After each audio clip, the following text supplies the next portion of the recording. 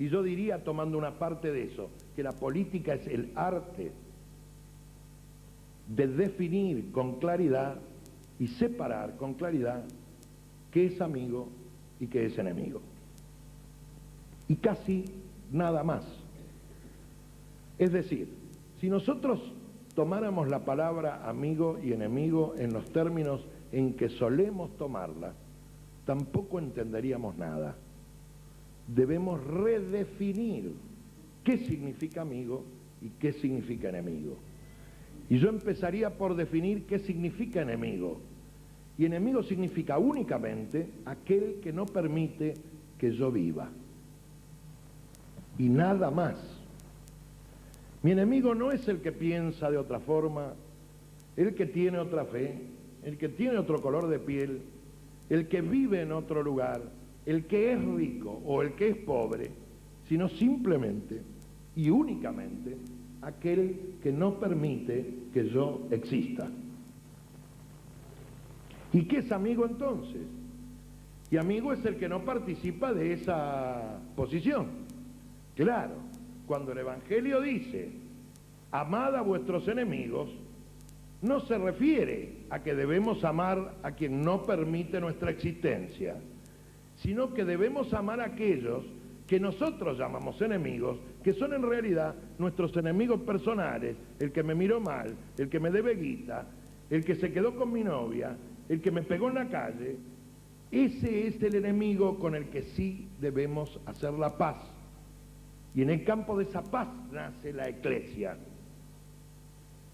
el lugar donde es posible terminar esta enemistad. Pero esta final de esta enemistad, este campo neutralizado de paz en este lugar, implica el reconocimiento de la existencia del hostis, del enemigo verdadero, del que no me deja vivir. Y con él no hay paz posible. Y quiero que se entienda, no hay paz posible. ¿Qué significa esto? ¿Significa que la política entonces tiene una voluntad o implica una voluntad de destrucción del enemigo? No. ¿Por qué no? Porque implica primero una voluntad de defensa del amigo, antes que de destrucción del otro.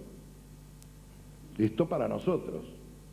Y vemos cómo en la historia real, en la historia concreta, el solo hecho de hacer la paz en el propio campo, de reunir el propio campo en tanto el campo del amigo, en tanto y como quiera, sin imposición, es lo que finalmente termina destruyendo a aquel que está del otro lado de la línea.